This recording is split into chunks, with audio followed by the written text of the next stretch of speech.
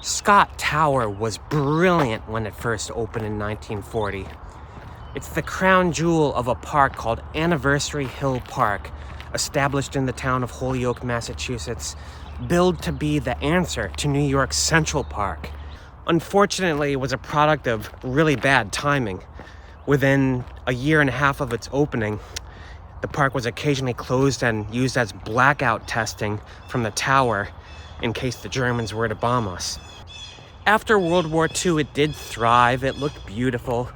It was a very connected park. You had the downtown of Holyoke on one side, and you could stroll easily right into the park, ascend a beautiful stone road all the way to the tower. Unfortunately, it turned out the park was also a product of a really bad geographic location. As part of I-91, which was to be laid through Massachusetts, an easement of Anniversary Hill Park was given over to the federal government, and I-91 cut the entire park off from downtown Holyoke. Now the only way to access the park is through a sad, small, barely marked overpass opening on the edge of a parking lot of the dog park, which is all that remains. You can see here's a remnant of what used to be of Anniversary Hill Park. Just this old, beautiful stone path leading up to the top of this hill. I'll see if there's anything there. It certainly hasn't been maintained in many, many years. These trees are at least 30 years old. Yeah, just a primitive camping spot, I guess. Not really anything here.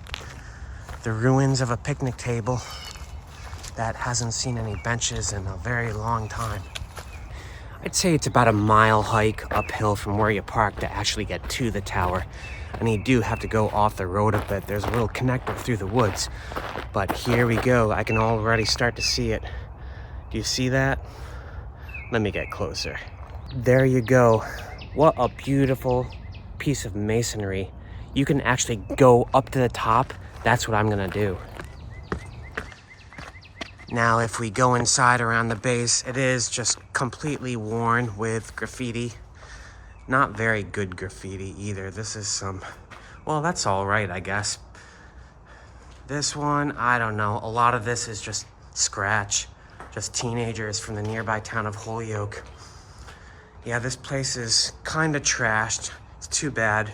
Hasn't been maintained in a very long time. Amazingly, the tower is actually open.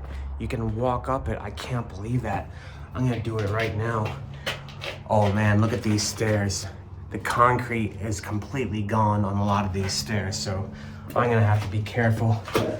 Yeah, this is kind of using 3 hands if you got them. I'm using one to hold a selfie stick. Here we go. There is one balcony right here we can go out on before we get to the top. Yeah, this is nice. This is very nice. You can see, but I want to keep going to the top. So let's do that. Shouldn't be too much farther up. I'll try to show the condition of the stairs there. Yeah, that one is completely gone. Don't want to put your foot there. Yeah, you have to be very careful about where you're placing your hands here. I think I'm almost at the top. I can see light. Thankfully, it's still open. It's not sealed like the tower at DAR. Wow, so this thing actually keeps going for a while.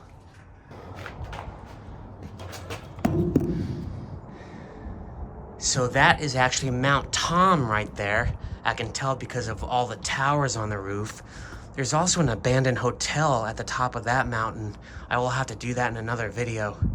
At some point after they severed it from the city in '72, they let AT&T build a tower there, so now that's the tallest thing in the park. Kind of obstructs the view a little, but right here is the crown jewel. I'll zoom in here. So that town right there, I'm pretty sure is East Hampton.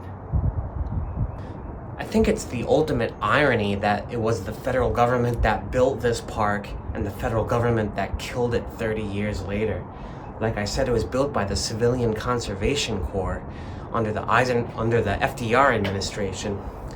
I-91 was laid It was signed by Eisenhower, laid down in the 60s. By 72, the park was completely cut off from the city, and foot traffic supposedly dropped by like 90%. There's obviously been no maintenance done since then, at least to the tower. It's amazing it's still open with stairs like that.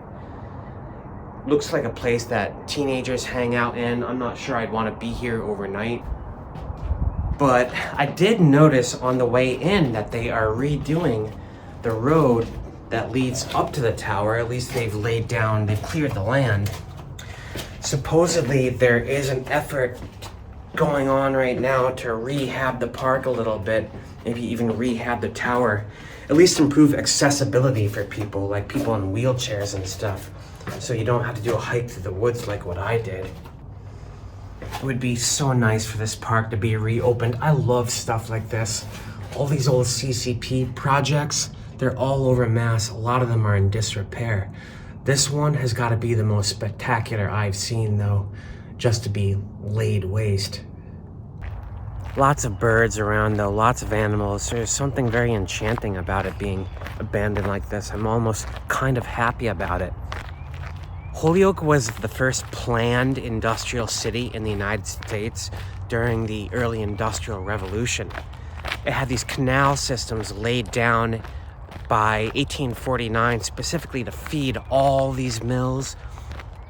By the year 1899, 80% of the paper produced in the United States came out of Holyoke, and actually 95% of the country's paper came out of Western Massachusetts. The canals are still there downtown. They're a National Historic Landmark. Unfortunately, downtown Holyoke has fallen into disrepair, and now it's got one of the highest crime rates in Massachusetts. I don't think I'm gonna bring my van down there, even though I would love to tour the area. So I'm gonna walk all the trails around what remains of Anniversary Hill Park.